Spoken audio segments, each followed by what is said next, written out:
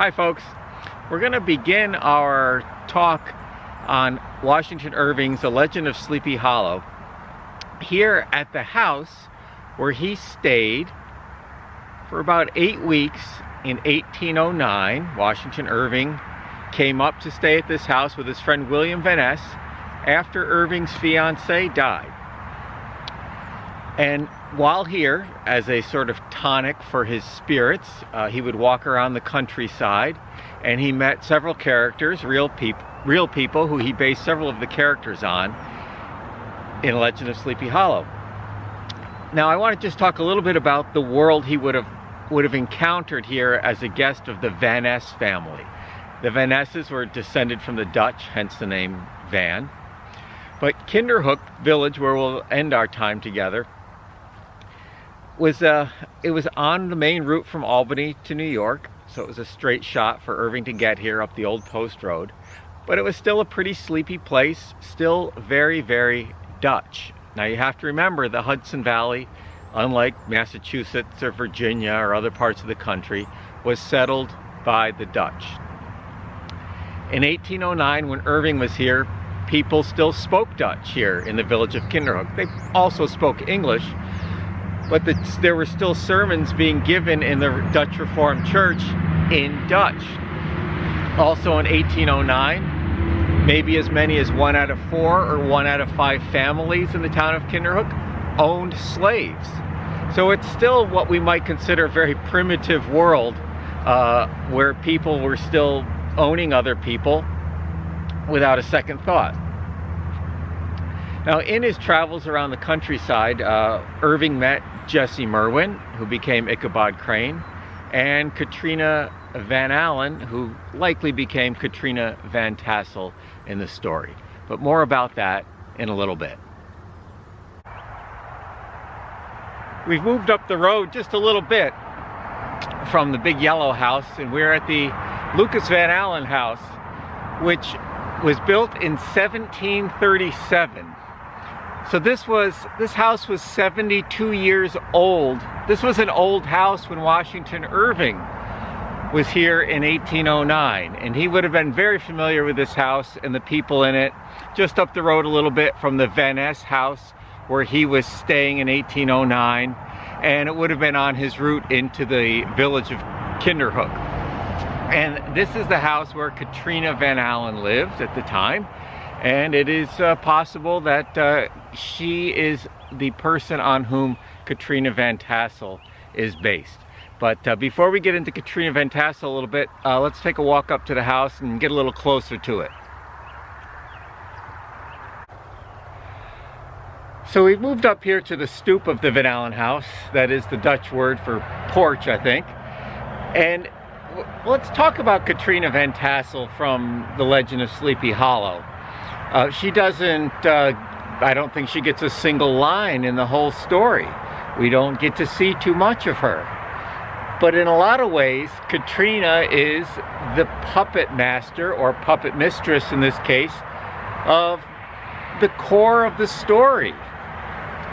Ichabod's plan is to marry Katrina, get his hands on the Van Tassel farm, sell it, and then move west. Now this is a key element, and we're going to just talk about this for a little bit, and we'll get back to Katrina. Ichabod Crane is a Yankee. A Yankee in 1809 or 1819 when the story is published. A Yankee is someone from New England. It's not until the Civil War that a Yankee was someone from the North. So the baseball team, the New York Yankees, that's an oxymoron in 1819. Yankees were from New England. Ichabod Crane is a school teacher who comes over from Connecticut into really what is in some ways a foreign land. Yeah, it's America, but a foreign land here in the Hudson Valley. This is Dutch culture. And so he's an interloper, an outsider, and his plan is to marry Katrina, sell the estate, and then move west. Not cool in what was we'll use the word conservative Dutch community, a Dutch culture that preserved tradition that was rooted in a place. So that's Ichabod's plan. of course, there's already somebody in town, another Dutchman, Bram Bones or Bram van Brunt, who has his eye on Katrina, and I think she has her eye on him the whole time. In what better way to get him and to tame him, because he's a little wild, what better way to tame him before marrying him than to have a suave intellectual come court her, and for her to lead Ichabod Crane on, like he's got a shot with her, which he really doesn't. So she leads him on, playing the coquette. Now, some people find that a derogatory term. A coquette means just playing hard to get. And when someone is a coquette, they're engaged in coquetry. Work that word into your vocabulary. Use it 3 times a day for a week. It'll be yours for life. Coquetry. So she is a coquette, but she's only playing hard to get with Ichabod because she wants to tame Bram Bones first. She wants to let him know that she chose him over Ichabod and that he should be grateful. So she really is the puppet master of the whole climactic moment of the story. Let me grab my anthology and we're going to read a little bit about that. Yeah, this is good stuff. Ichabod would have passed a pleasant life of it, in despite of the devil and all his works, if his path had not been crossed by a being that causes more perplexity to mortal man than ghosts, goblins, and the whole ram of witches put together, and that was a woman. Next page.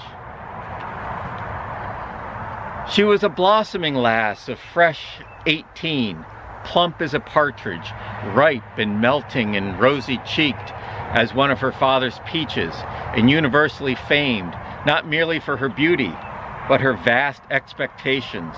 She was withal a little of a coquette, as might be perceived even in her dress, which was a mixture of ancient and modern fashions, as most suited to her set of charms. So, are those derogatory terms? In some sense, but of course Irving makes fun of everyone. The Dutch, Ichabod, Bram Bones, you know, he's an equal opportunist here. And I think, you know, an alternate reading of Katrina, rather than just accepting that she's a coquette and that women are just out to vex men, it's an example of a woman who's seizing what power she has. If she is stuck in a world where a woman is just a trophy to be fought over by 2 men, well, that's your route to power, unfortunately. We're talking about a time when women couldn't vote, had very, very few rights, and worked very, very hard, almost routinely died in childbirth. So she had to seize what power she had, and she plays these 2 guys like a violin. Now Ichabod, of course, is interested in her primarily for the land, as I said a moment ago, and here's the line.